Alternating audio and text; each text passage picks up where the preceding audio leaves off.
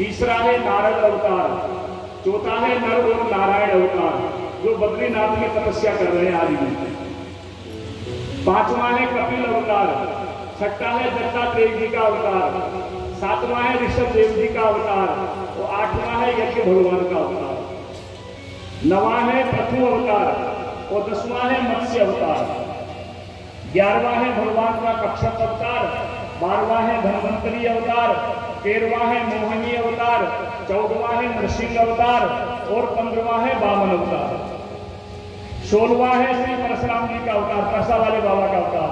हाँ, ये खतरनाक अवतार है। और 17वां है श्री व्यास जी महाराज का अवतार, 18वां है श्री राम जी का अवतार और 19वां है बलराम जी का अवतार, 20वां है हमारे लाला श्री कृष्ण का अवतार, 21वां है हरि अवतार, 22वां है हंस अवतार, 23वां है बुद्ध अवतार और 24वां होगा कल्कि अवतार। एके चांस कला पुंस कृष्णस्तु भगवान स्वयं इंद्रस्यार्थे। राजन सूत ने कहा, बोले ऋषियों, इनमें दो ही अवतार सबसे प्रधान अवतार है, एक है श्री कृष्ण अवतार और एक है श्री राम अवतार। कुछ लोगों का ये मानना कि नहीं नहीं, वो राम जी छोटे हैं, कृष्ण जी बड़े हैं, या कृष्ण जी बड़े हैं, राम जी छोटे हैं। राम और कृष्ण में कोई भी अंतर नहीं है, राम कृष्ण दो एक है, अंतर नहीं निमेष, उनके नयन गंभीर हैं, इनके चपल विशेष। राम जी में और श्याम जी में इतना ही अंतर है कि राम जी नीचे नीचे देखते हैं और हमारे कन्हैया 1 मिनट में सब जगह देख लेते हैं। हाँ, केवल इतना ही अंतर है, कोई अंतर नहीं है। इन दोनों को विशेष अवतार माना गया है। महाराज जी, आपने कहा है कि व्यास जी ने भागवत लिखी, तो कैसे लिखी?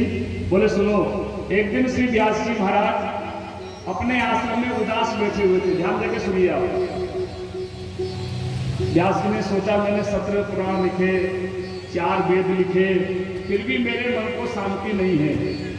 उसी समय श्री नारद जी महाराज व्यास जी के पास में आए और व्यास जी से पास में आकर के नारद जी ने कहा, व्यास जी, आपने 17 पुराण जरूर लिखे हैं, 4 वेद जरूर लिखे हैं, लेकिन आपने कोई भी ऐसा सदग्रंथ नहीं लिखा जिसमें आद्योपांत श्री कृष्ण की लीलाओं का वर्णन हो।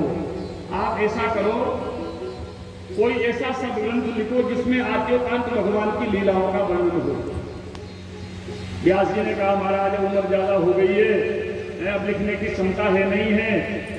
नारद जी ने कहा, सुनो, संत कृपा से सब कुछ संभव है और मैं और किसी की बात नहीं करता, मैं अपनी बात करता हूँ। नारद जी ने व्यास जी को अपना पूर्व जन्म की कथा सुनाई थी। अहम पुराती तो भवम भवम मुने दास्यास्तु कस्याश्चन वेदवादिनां निरूपितो बालकएव योगिनां शुश्रूषणे निर्विवीक्षितम। व्यास जी, मैं अगले जन्म में एक दासी का बेटा था। मेरी माताजी, मेरे पिताजी जल्दी खत्म हो गए, तो मेरी माताजी मुझको लेकर के संतों के आश्रम में आ गई। मैं संतों की सेवा करता, मेरी माताजी भी गौ सेवा करती। अब क्या हुआ, एक दिन श्री अयोध्या जी से वृंदावन के लिए संत मंडली जा रही थी। वो 4 महीना आकर के रुकी। चतुर्मासा होता है ना, आषाढ़ शुक्ला एकादशी से लेकर के देवउठनी एकादशी तक चतुर्मासा होता है। ये जो संत लोग हैं, ये एक ही जगह पे 4 महीना रह करके साधना करते हैं। अब तो थोड़े से संत ज्यादा बिजी हो गए, हाँ, तो उन्होंने घटा करके 2 महीना कर दिया, लेकिन चतुर्मासा एक ही जगह रहते थे। अयोध्या जी से संत आए तो चौमासा लग गया हमारे यहाँ करके, तो 4 महीना मैंने खूब संतों की सेवा करी। उन्होंने मेरा नाम रख दिया बच्चा रामदास। जैसे ही वो जाने लगे तो मेरी इच्छा हुई कि मैं भी संतों के साथ में चला जाऊं और भगवान का भजन करूंगा।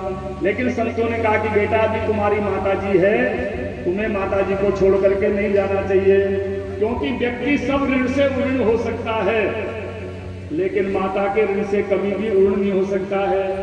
इसलिए शंकराचार्य भगवान लिखते हैं, कुपुत्रो जायेत क्वचिदपि कुमाता न भवति।